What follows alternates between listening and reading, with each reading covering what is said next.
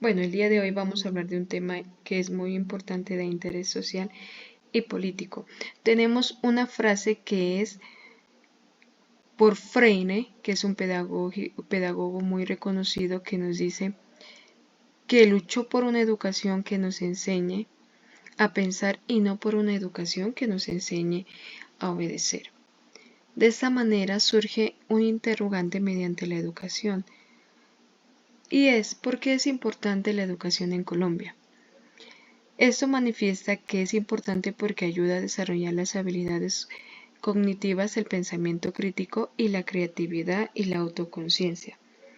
Es importante porque nos dice que hay que enfatizarnos más que los estudiantes desarrollen su pensamiento crítico y asimismo ellos proporcionan herramientas para su crecimiento personal y profesional.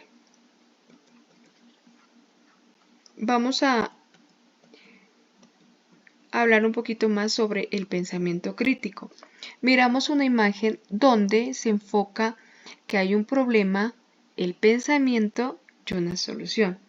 Si ustedes observan detalladamente en esta imagen, en la primera observamos que la persona no está contenta con lo que está pasando, pero miren, en esta segunda ya tiene un pensamiento crítico, reflexivo y por último ya llega a la solución. Entonces, ¿qué podemos decir del pensamiento crítico?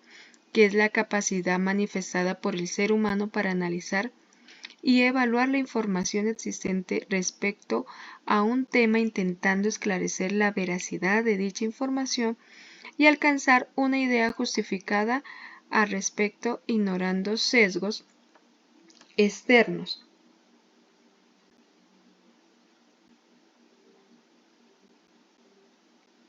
También es claro que el pensamiento crítico tiene un propósito muy importante que es el de eliminar los errores y sesgos que amenacen la objetividad de la información que se estudia. Pero para que todo esto suceda, como docentes debemos de enfocarnos en una pedagogía crítica donde nos dice que la pedagogía crítica y decolonial son enfoques educativos que buscan cuestionar y transformar las estructuras de poder y las desigualdades presentes en la educación y en la sociedad en general.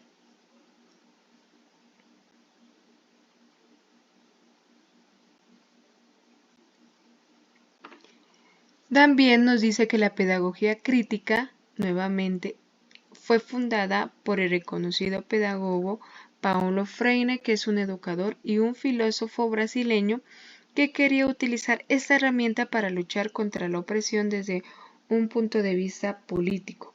También se puede decir que el propósito de esta pedagogía es capacitar a los estudiantes para que piensen críticamente sobre el mundo que los rodea y conozcan más sobre esta pedagogía y puedan llevar a cabo una transformación a futuro.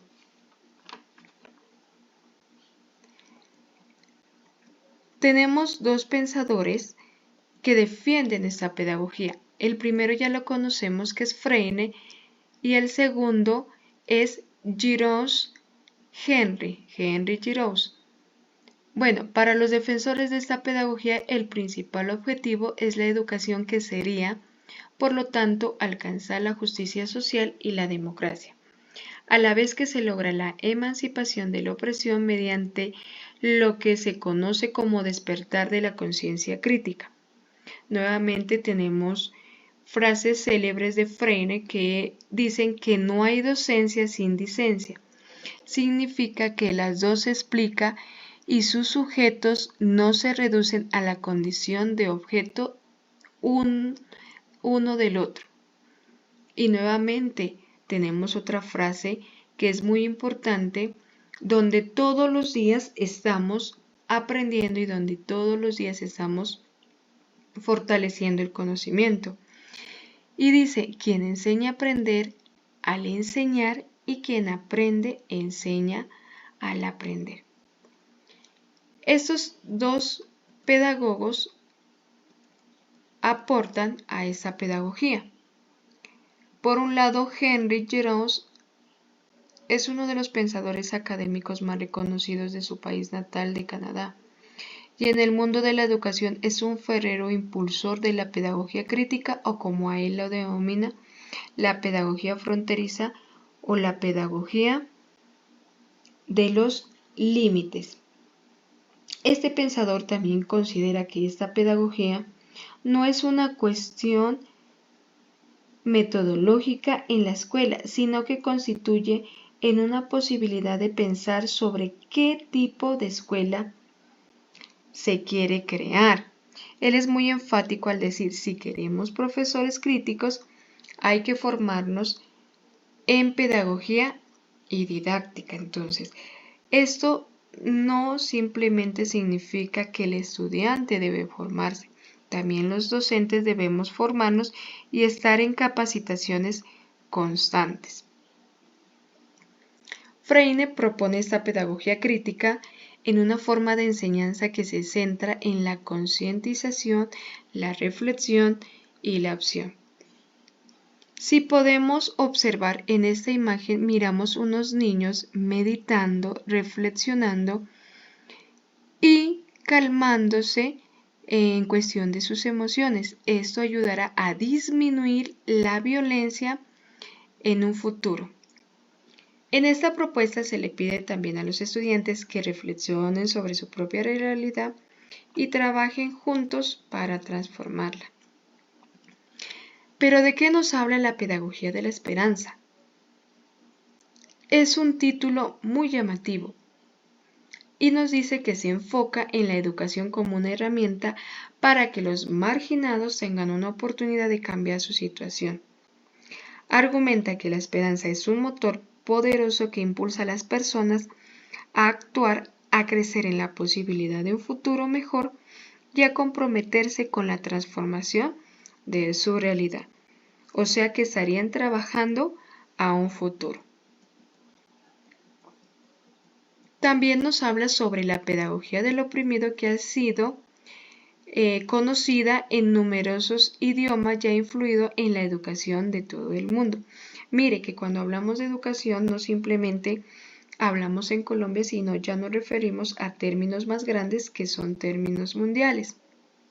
Entonces, dice que no debe ser una mera transferencia de conocimiento, sino una herramienta de liberación, y propone un enfoque en el que los educadores y los estudiantes participen activamente en la construcción del conocimiento a través del diálogo, y nuevamente retomamos la reflexión crítica. Miren, si aquí observamos esta imagen, es muy llamativa porque nos estaría haciendo referencia a que el docente simplemente se ha dedicado a llenarle de conocimiento. Entonces miren el cerebrito por donde fue a dar y no lo utiliza para formar una reflexión o un pensamiento crítico, simplemente se conforma con lo que el docente le da. Entonces, en este aspecto práctico de la pedagogía crítica, tanto ha defendido por Freire como James, está en primer lugar definir cómo es el poder y adquirir medidas contra la opresión.